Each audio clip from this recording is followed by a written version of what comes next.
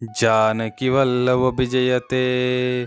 नमो राघवाय। नमस्कार मित्रों, आज हम इस अध्याय 14 में जानेंगे कि कैसे भगवान श्री कृष्ण इस धाम को छोड़ के अपने गोलक धाम चले गए। सूत जी कहते हैं, शौनक जी, अर्जुन द्वारका गए थे यह जानने के लिए कि भगवान श्री कृष्ण अब आगे क्या करना चाहते हैं, लेकिन 7 महीने बीत गए और वे नहीं लौटे। उधर हस्तिनापुर में युधिष्ठिर को काल की गति बदली हुई दिखने लगी। मौसम समय पर नहीं बदल रहे थे। लोग बहुत लालची, क्रोधी और धोखेबाज हो गए थे। युधिष्ठिर घबरा कर भीमसेन से बोले, भीम, देखो प्रकृति कैसे इशारे कर रही है। आकाश से टूटते तारे, धरती का कांपना और शरीर के अंगों का फड़कना, ये सब किसी बड़ी मुसीबत की निशानी है। मेरी बाईं आंख और भुजा बार बार फड़क रही है। देखो, वह शियार सूरज की तरफ मुंह करके आग उगल रहा है और कुत्ता बिना डरे मुझ पर चिल्ला रहा है। गायें रो रही हैं और बैल उदास खड़े हैं। यहाँ तक कि मूर्तियों के आंखों से पसीने और आंसू निकल रहे हैं। भीम, मुझे लगता है कि यह धरती अब भगवान श्री कृष्ण के उन चरण कमलों से खाली हो गई है जिनकी वजह से यहाँ रौनक थी। अब इस दुनिया की सुंदरता खत्म होने वाली है। युधिष्ठिर यह सोच ही रहे थे कि अर्जुन द्वारका से वापस लौटे, लेकिन यह वो अर्जुन नहीं थे जो हमेशा मुस्कुराते रहते थे। अर्जुन का सिर झुका हुआ था, उनकी आंखों से आंसू गिर रहे थे और उनके चेहरे की चमक पूरी तरह खत्म हो चुकी थी। उन्हें इस हालत में देख युधिष्ठिर का दिल बैठ गया। उन्हें नारद जी की कही हुई बातें याद आने लगी। युधिष्ठिर ने कांपते हुए स्वर में अर्जुन से पूछा, भाई अर्जुन, मुझे बताओ, द्वारका में हमारे सब रिश्तेदार कुशल तो हैं? हमारे नाना शूरसेन, मामा वासुदेव और उनके 7 पत्नियां ठीक तो हैं? हमारे भाई बलराम जी और भगवान के पुत्र प्रद्युम्न, अनिरुद्ध, सांब और बाकी सब आनंद से है ना? अर्जुन, तुम चुप क्यों हो? तुम्हारा चेहरा इतना उतरा हुआ क्यों है? युधिष्ठिर की घबराहट बढ़ती जा रही थी। वे एक के बाद एक सवाल पूछे जा रहे थे। अर्जुन, मुझे बताओ, भगवान श्री कृष्ण के अनन्य भक्त उद्धव, श्रुतदेव और उनके प्रधान सेवक सब ठीक तो है ना? वे लोग जो भगवान और बलराम जी की छत्र छाया में सुरक्षित हैं, क्या कभी हमें याद भी करते हैं? युधिष्ठिर फिर बोले, क्या भक्त वत्सल भगवान श्री कृष्ण अपने परिवार के साथ द्वारिका के सुधर्मा सभा में सुख से बैठे हैं? वे और बलराम जी तो इस संसार के कल्याण के लिए यदुवंश में अवतार लेकर विराजमान हैं। क्या सत्यभामा और उनकी बाकी 16,000 रानियां, जिन्होंने श्री कृष्ण की कृपा से स्वर्ग के देवताओं को भी जीत लिया, अभी भी उनके चरणों की सेवा में मगन हैं? क्या द्वारिका के वीर अभी भी भगवान के बाहुबल के भरोसे निडर होकर रह रहे हैं? इतना पूछने के बाद जब अर्जुन ने कोई जवाब नहीं दिया तो युधिष्ठिर का ध्यान अर्जुन की अपनी हालत पर गया। वे बोले, भाई अर्जुन, अपनी तो बताओ, तुम इतनी चमकहीन क्यों दिख रही हो? तुम्हारे साहस कहाँ गए? तुम द्वारका में इतने दिन रहे, कहीं वहां किसी ने तुम्हारा अपमान तो नहीं कर दिया? क्या किसी ने कड़वे शब्द बोलकर तुम्हारा दिल दुखाया है? युधिष्ठिर को लगा कि शायद अर्जुन से कोई भूल हो गई है। उन्होंने पूछा, क्या किसी गरीब या याचक ने तुमसे कुछ मांगा और तुम उसे दे नहीं पाए? या तुमने किसी को दान देने का वादा किया और उसे पूरा नहीं कर सके? तुम तो हमेशा शरण में आए लोगों की रक्षा करते हो। कहीं ऐसा तो नहीं हुआ कि कोई ब्राह्मण, बच्चा, गाय या बीमार व्यक्ति तुम्हारी शरण में आया और तुम उसकी रक्षा नहीं कर पाए?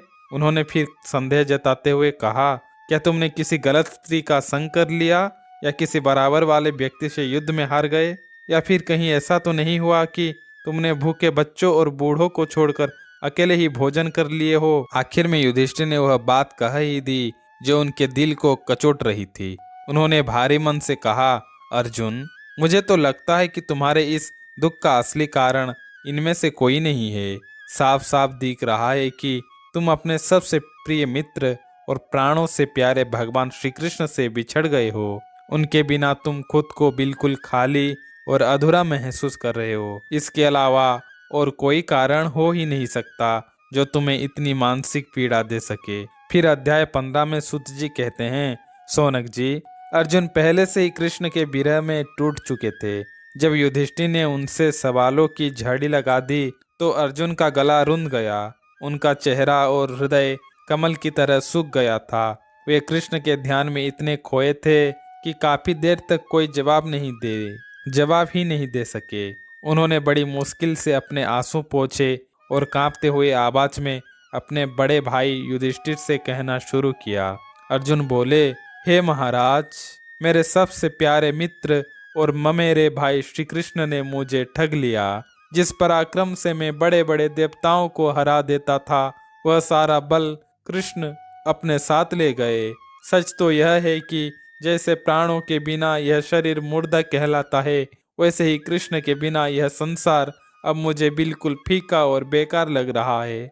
महाराज, याद कीजिए, कृष्ण ही तो थे जिनकी वजह से मैंने द्रौपदी के स्वयंवर में बड़े बड़े राजाओं को हराकर मछली की आंख भेदी थी। उनकी ही कृपा से मैंने इंद्र को हराकर खांडव वन अग्निदेव को दान में दिया और मैं दानव से वह अद्भुत सभा प्राप्त की जहाँ बड़े बड़े राजा आपको उपहार भेंट करने आते थे। हमारे भाई भीमसेन ने 10,000 हाथियों का बल रखने वाले जरासंध को उन्हीं की शक्ति से मारा था। कृष्ण ने ही उन राजाओं को आजाद कराया जिन्हें जरासंध ने बलि देने के लिए कैद किया था। जब भरी सभा में दुष्टों ने द्रौपदी के बाल पकड़े और उसका अपमान किया, तब कृष्ण ने ही द्रौपदी के आंसू पोंछे थे और प्रतिज्ञा की थी कि वे उन अधर्मियों की पत्नियों को विधवा बना देंगे, और उन्होंने अपना वादा पूरा किया। अर्जुन ने भावुक होकर एक और घटना याद की। जब हम वनवास में थे, तब दुर्वासा ऋषि अपने 10,000 शिष्यों के साथ हमें श्राप देने आए थे। उस समय संकट में घिरी द्रौपदी की पुकार सुनकर कृष्ण तुरंत आए और द्रौपदी के बर्तन में चिपकी हुई साग की एक छोटी सी पत्ती खाकर पूरे ब्रह्मांड को तृप्त कर दिया। उन्हीं की वजह से साक्षात महादेव मुझ पर प्रसन्न हुए। उन्हीं की कृपा से इस शरीर के साथ स्वर्ग गया और इंद्र के आधे आसन पर बैठने का सम्मान पाया। महाराज, वह परम पुरुषोत्तम भगवान श्री कृष्ण जिनकी कृपा से यह सब संभव हुआ, आज मुझे इस संसार में अकेला छोड़कर चले गए हैं। अर्जुन रोते हुए बोले, महाराज, कौरवों की वह विशाल सेना जिसमें भीष्म और द्रोण जैसे अजय योद्धा थे, वह एक ऐसे अथाह समुद्र के समान थी जिसे पार करना नामुमकिन था। लेकिन कृष्ण के रथ पर सवार होकर मैं अकेले ही उस समुद्र को पार कर गया। आपको याद होगा, जब राजा विराट की गाय चुराई गई थी, तब श्री कृष्ण की कृपा से ही मैंने उन महारथियों को हराकर अपने कीमती मुकुट और गहने तक छीन लिए थे।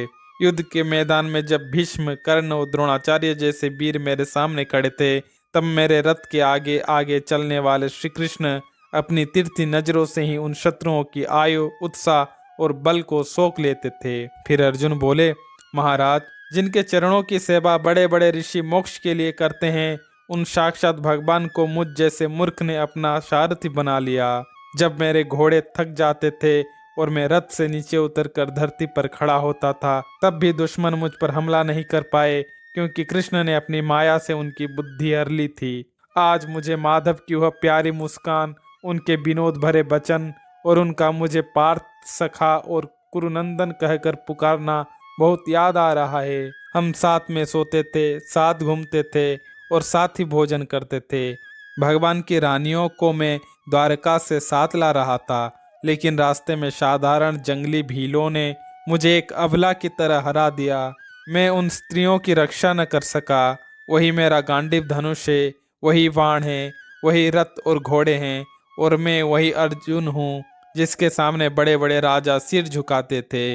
लेकिन कृष्ण के बिना यह सब एक पल में राख के समान हो गया है। महाराज, द्वारका के यदुवंशियों के बारे में पूछा था। वे ब्राह्मणों के श्राप और आपस की कूट के कारण नष्ट हो गए।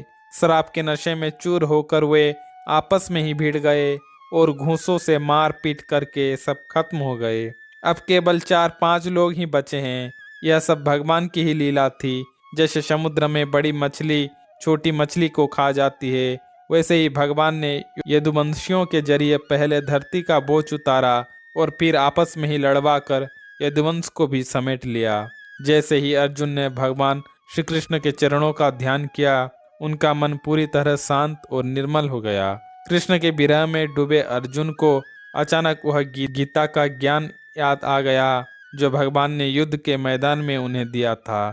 समय बीतने और राजकाज के कर्मों के कारण वे उस ज्ञान को थोड़ा भूल गए थे, लेकिन अब वह दिव्य ज्ञान फिर से उनके हृदय में चमकने लगा। अर्जुन का सारा संशय दूर हो गया और वे जन्म मृत्यु के चक्र से मुक्त होकर गुणातीत अवस्था में पहुंच गए।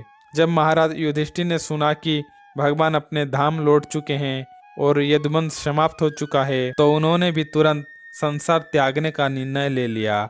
माता कुंती ने भी जैसे ही कृष्ण के जाने की बात सुनी, अपना मन पूरी तरह भगवान में लगा दिया और सदा के लिए इस दुनिया से मुंह मोड़ लिया। सुत जी कहते हैं, शौनक जी, भगवान ने यादव शरीर को वैसे ही त्याग दिया जैसे कोई कांटे से कांटा निकालकर दोनों को फेंक देता है। भगवान ने तो बस धरती का बोझ उतारने के लिए वह रूप लिया था। उनके जाते ही धरती पर अधर्म फैलाने वाला कलयुग आ गया। युधिष्ठिर ने देखा कि कलयुग का प्रभाव घरों, शहरों और लोगों के मन में बढ़ रहा है। उन्होंने तुरंत अपने पोते परीक्षित को हस्तिनापुर का सम्राट बनाया और मथुरा में अनिरुद्ध के पुत्र वज्र का राज्याभिषेक किया। इसके बाद युधिष्ठिर ने अपने सारे राजसी वस्त्र और आभूषण त्याग दिए, जिन्होंने वाणी को मन में, मन को प्राणों में और अंत में खुद को उसी अविनाशी ब्रह्म में लीन कर लिया। उन्होंने मौन धारण किया, बाल खोल दिए और एक जड़ या पागल की तरह घर से निकल पड़े।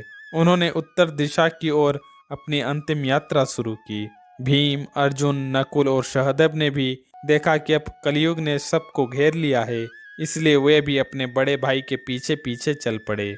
उन्होंने तय कर लिया था कि कृष्ण के चरण ही उनका एकमात्र लक्ष्य है। द्रौपदी ने भी जब देखा कि पांडव अब सब कुछ छोड़ चुके हैं, तो उन्होंने भी अनन्य प्रेम से कृष्ण का ध्यान किया और उन्हीं को प्राप्त हो गई।